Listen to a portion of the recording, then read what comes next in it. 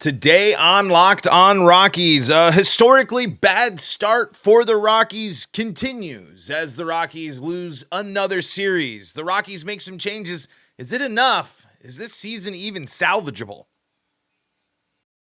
You are Locked On Rockies, your daily Colorado Rockies podcast, part of the Locked On Podcast Network, your team every day.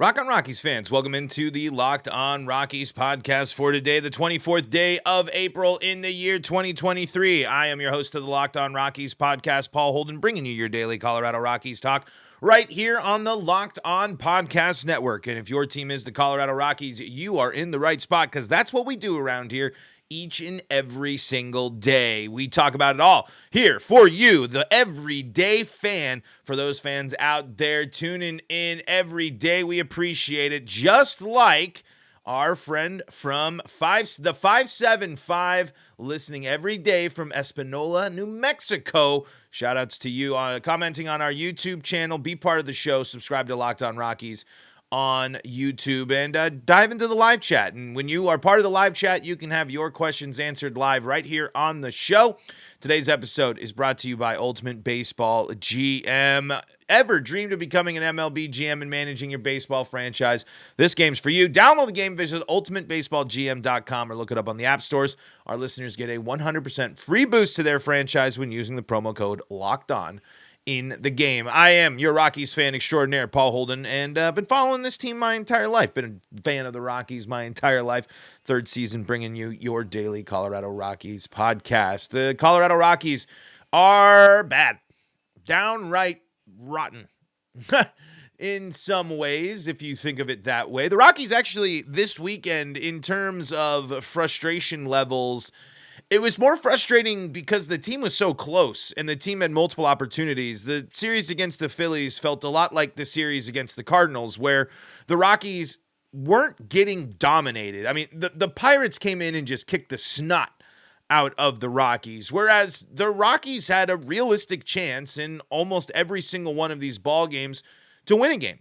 And the Rockies, it's really the two big glaring things of the Colorado Rockies right now is poor starting pitching and poor clutch hitting and just hitting in general. Honestly, it's exhausting to watch the Rockies so stagnant on the bases while other teams are so fluid on the bases. It's frustrating that the Rockies can continually set runners up to succeed or set themselves up for a position of success, but they can't break through. I mean, the clutch runs yesterday, I believe, came in a wild pitch and a hit by bat. I mean, and then Ezekiel Tovar was able to get a base knock and bring in a run for the Rockies. But to set that up and to have the bases loaded, nobody out in that situation, and the way you score is kind of luck, really, instead of you flexing your offensive abilities.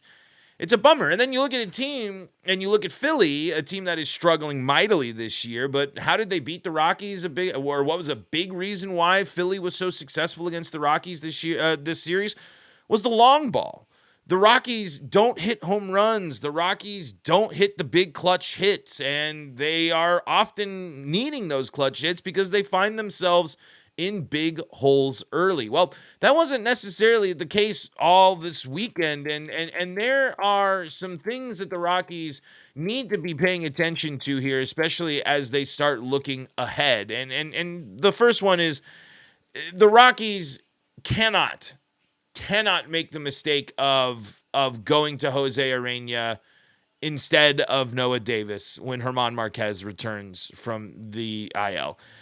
Jose Urena again disappoints, and we're in a situation again where the Rockies have to follow up one disappointing start with.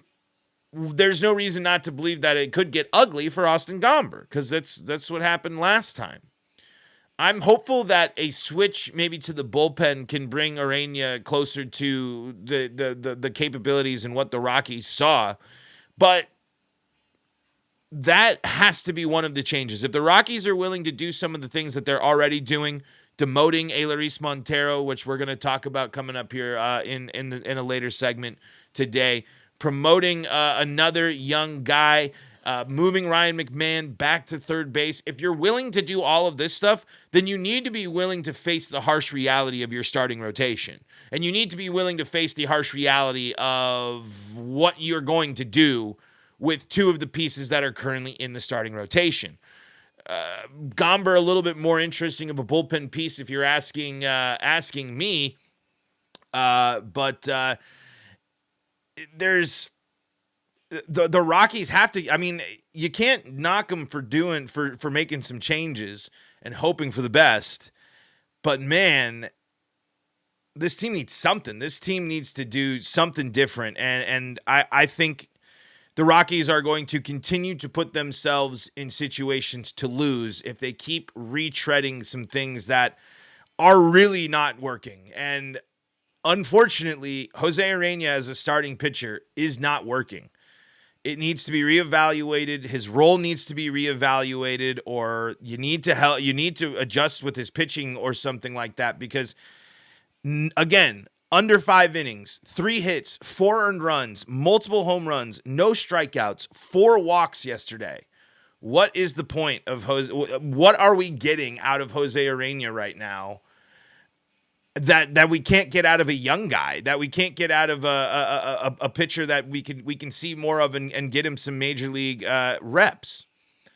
And this follows, unfortunately, 2 back-to-back games in which the Rockies had opportunities, and again, the Rockies out-hit the Phillies on Saturday. They lose that ball game.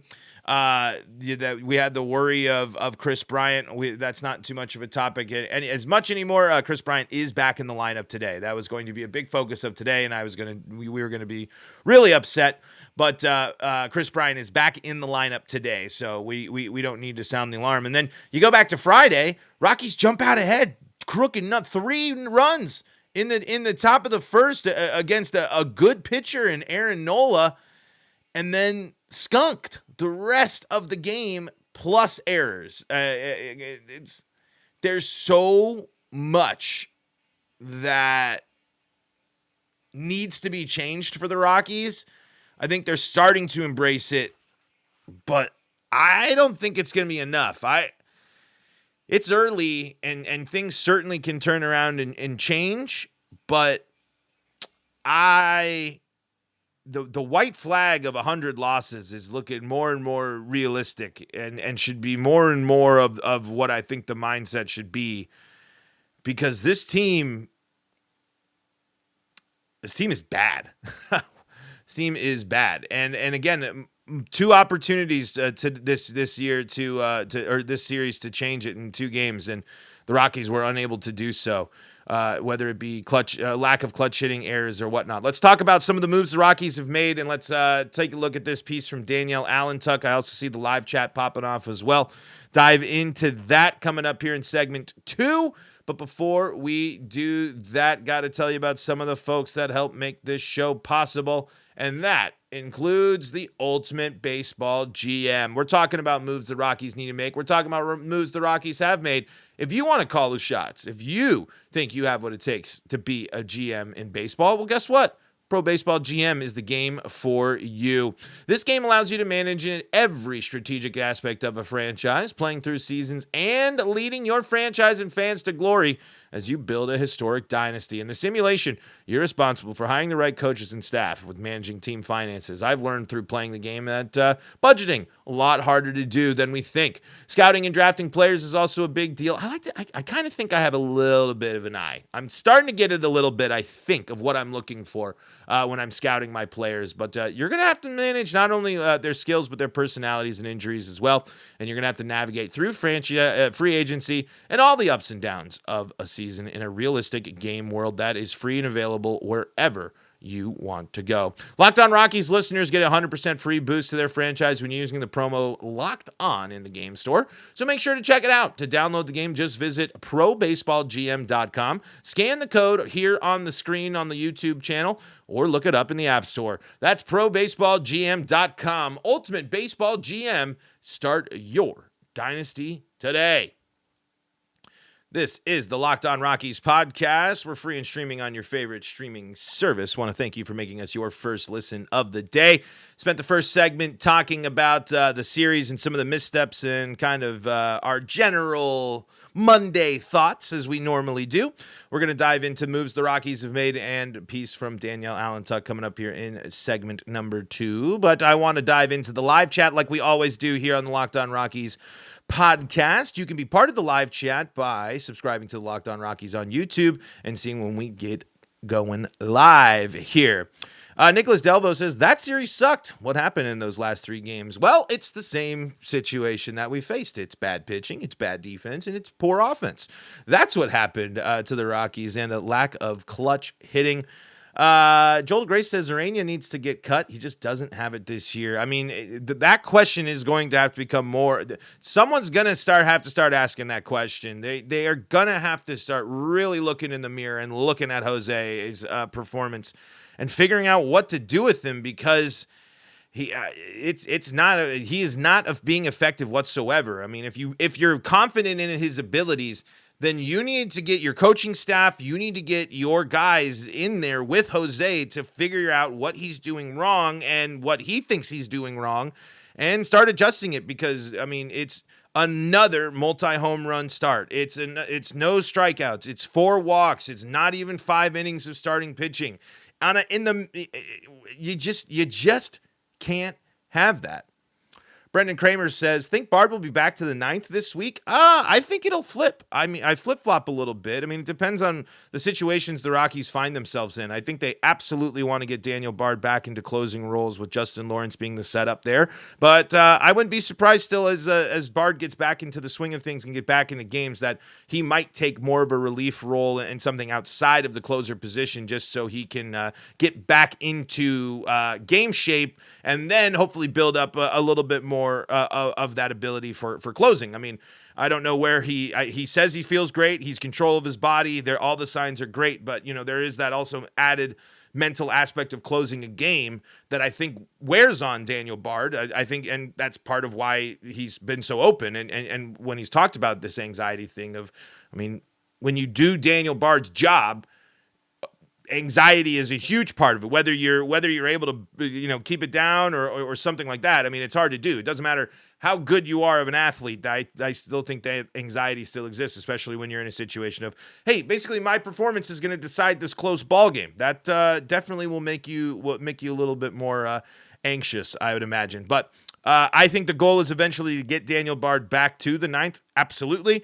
But I think that they are happy with Lawrence, and Pierce Johnson is an option as well for them. And who knows, that Brent Suter might, if the Rockies ever do find themselves in a comfortable game, you might do an 8th and a 9th. Suter, I think, will stay though more in a general long relief and middle relief position. Who he's been pretty sharp. So that's kind of what I think there.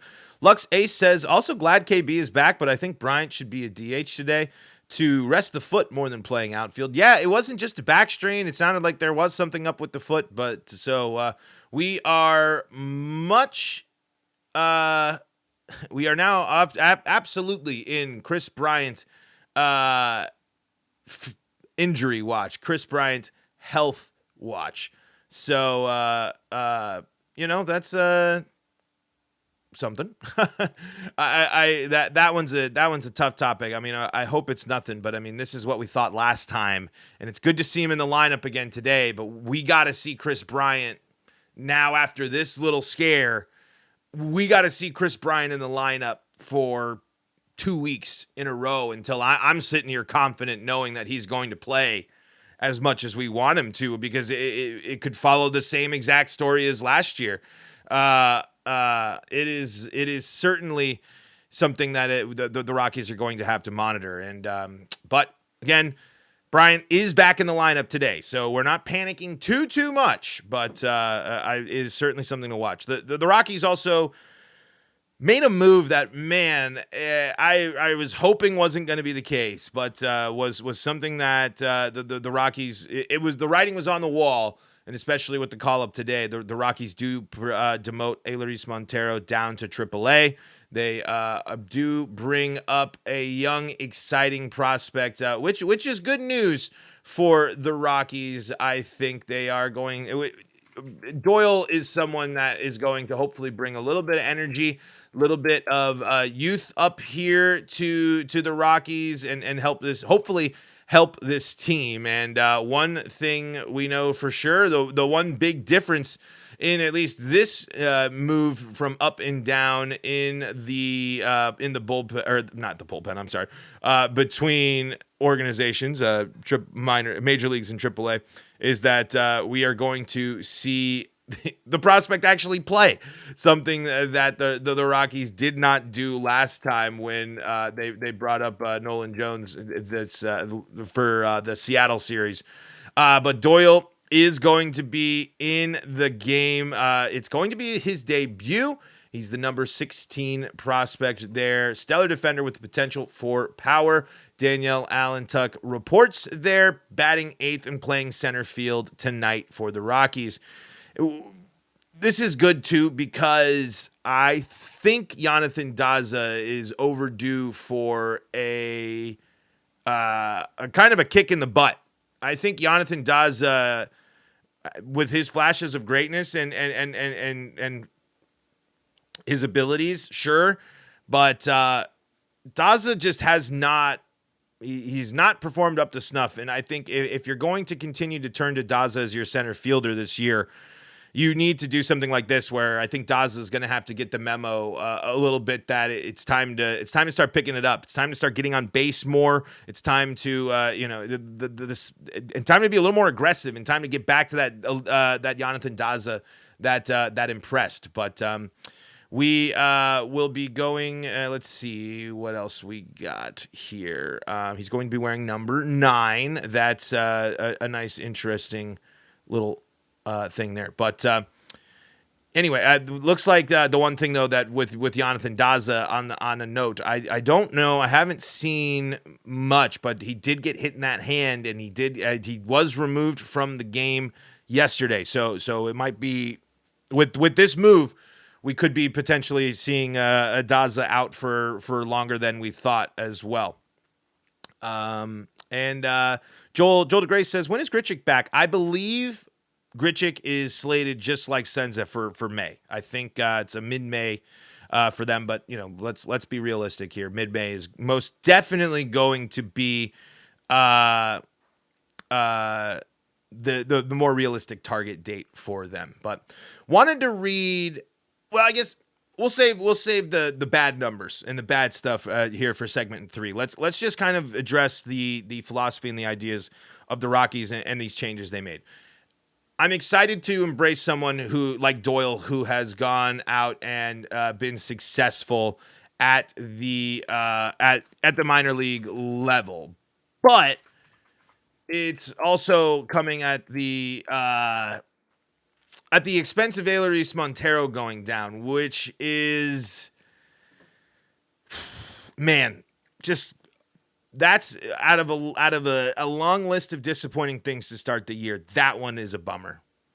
It would have been really great for the Rockies to see Montero just blossom and thrive at the position. But I think the real reality, and maybe I think the Rockies need to start thinking about this more, is Montero's just not a third baseman, most likely. I mean, he should. I mean, he looks and appears to be more of a first base DH type of guy. But you got to have Tolia up at the same time. So if you lose confidence in Montero, I mean, what does that really mean for the Rockies? I mean, it's just a mild panic button here at the moment, but especially because he can definitely still go down and come back up. I mean, it's not impossible, especially for a high level, to sometimes have some big struggles and not really figure things out and spend time in the minors, come back. That's part of the whole thing. And it might take more time. I mean, I don't know how comparable it could be, but Jared Kelenic for the Mariners was, someone that they were talking about trading in the offseason. What was his role going to be? And then he's come out and dominated.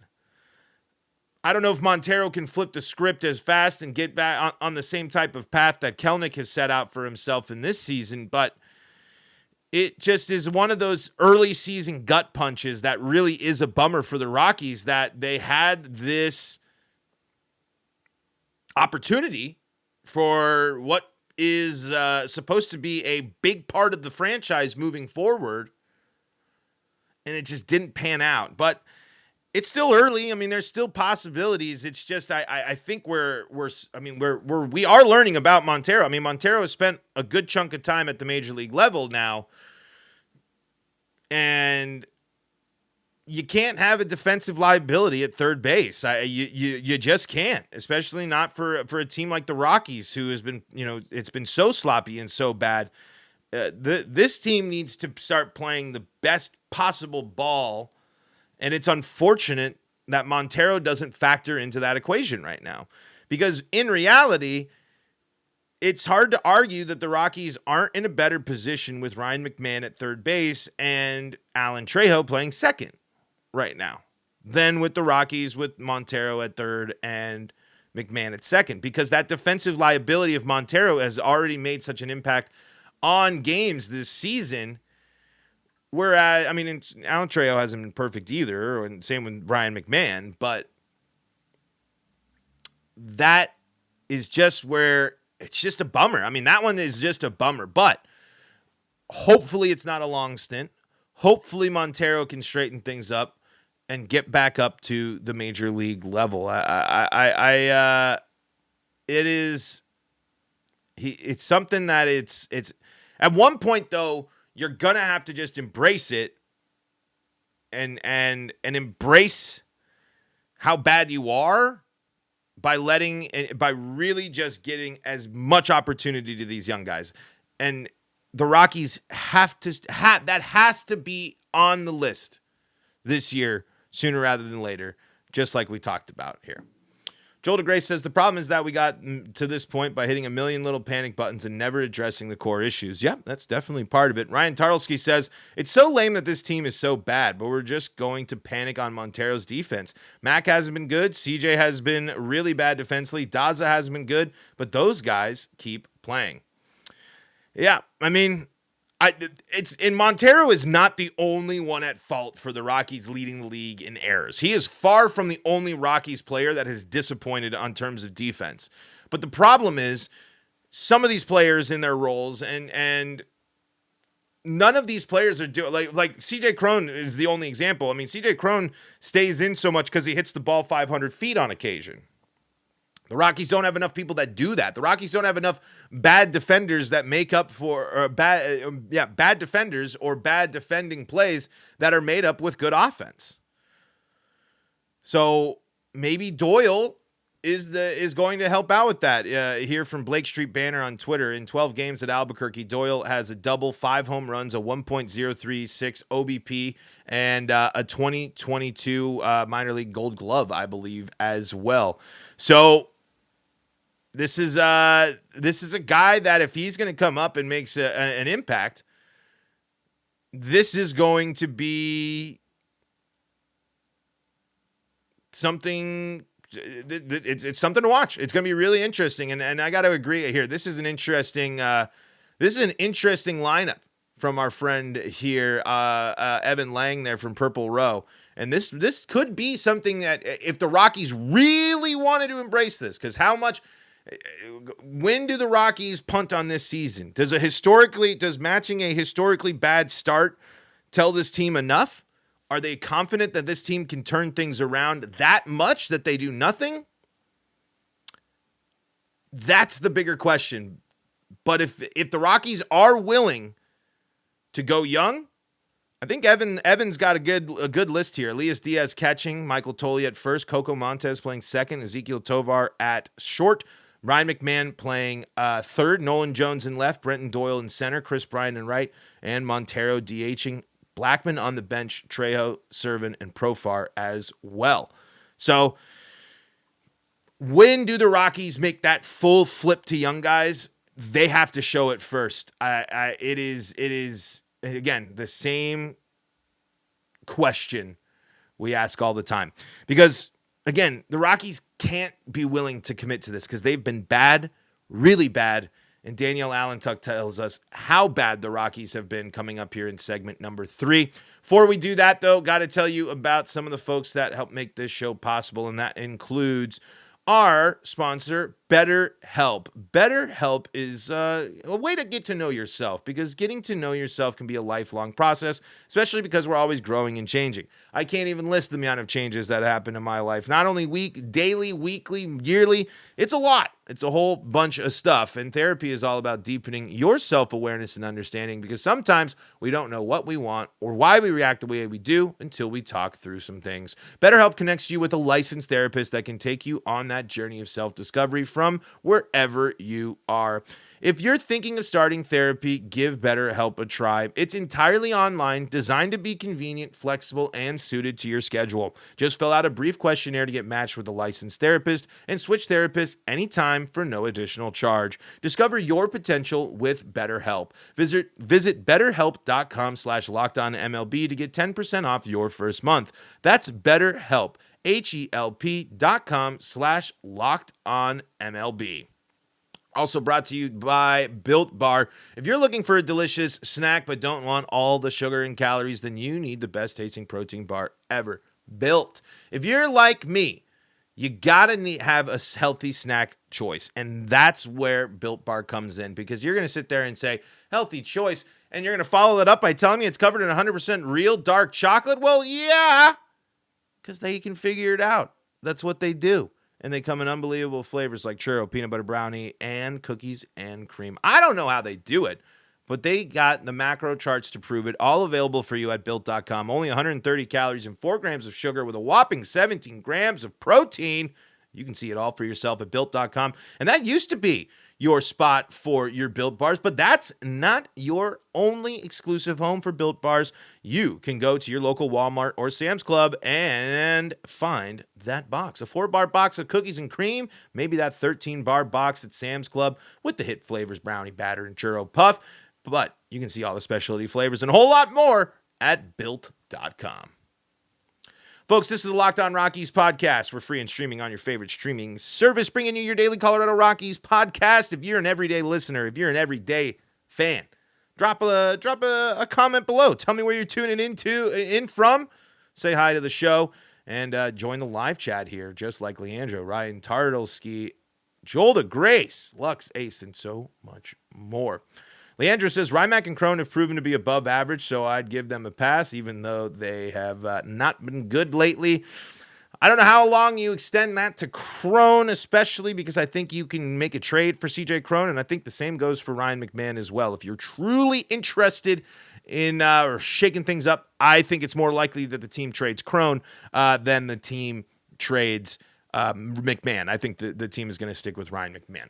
So, the question was, the Rockies are bad. How bad have they been? Well, Danielle Allentuck from the Denver Gazette has the numbers for us. 0, the number of series the Rockies have won so far this season. The first time in franchise history they failed to win any of their first 7.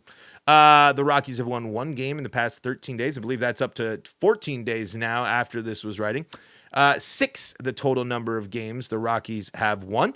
261 winning percentage through their first 23 games. That's the worst in the National League and the 3rd lowest in baseball. It's also tied for the worst winning percentage in Rockies history at this point in the season. 6.36, that's the ERA for Colorado's starters, and 2 starters currently have an ERA over 9, and Jose Urena and Austin Gomber. 9 home runs, that's the amount of home runs Jose Urena has given up, the most among starters in Major League Baseball. 17 unearned runs the Rockies have allowed. That's the most in baseball, and that's also 17 number of errors the Rockies have, and that leads baseball as well, with Crone and Montero having 3. 219 with runners in scoring position. That's the batting average with runners in scoring position, and minus 48 is the Rockies' run differential, only better than the Royals in Oakland in that category. It is time to look in the mirror, Dick Monfort. It is time to look in the mirror, Bill Schmidt. It is time to look in the mirror, Colorado Rockies. This is not working. It is not helping in building you for the future to continue to play aging veterans on expiring contracts and short deals, and it doesn't help the Rockies get any sort of better and closer to contention when this is continually the plan. I do not want to hear any sort of positive PR push, fluff, or crud from any member of the Colorado Rockies front office. This season has been a disaster. This season has not been better. Nothing about the Colorado Rockies has gotten better. The Colorado Rockies have gotten worse. It is now time for the Rockies to turn it around and make moves to either get better for the future or get better right now. Because you cannot sit and say that what the Colorado Rockies are doing so far this season is working. It is operating at some of the worst levels, not only in team history, but currently in the league. And it is damaging and damning to the Rockies as a whole. The Colorado Rockies could embrace a different wave. But as we ask every time, as we talk about every podcast, will they? And the Rockies continue to say no. Maybe that changes tonight with Bryant and Doyle. Maybe things turn around in Cleveland because you never know. It's baseball. Things can change. But my hopes, my expectations are low. Rockies take on the Guardians tonight. Guardians sitting at 500, 11-11. Bryant and Doyle, again, getting the start for the Rockies in center field. Austin Gomber on the bump. Key to victory tonight for the Rockies, clutch hitting and pitching from Austin Gomber. Thank you so much for tuning in to the Locked On Rockies podcast for your daily Colorado Rockies podcast right here on the Locked On Podcast Network, where you can find your team every day. Thank you for making us your first listen. You can find us wherever you find podcasts and live on the Locked On Rockies YouTube channel. You can check out the Locked On Buffs, Avalanche, Nuggets, Broncos podcast to keep you up to date with all things Colorado sports. And boy, oh boy, is it a busy time in Colorado sports. Shout out to all my everyday listeners out there. Until next time, this is Paul Holden saying so long from the Locked On Rockies podcast.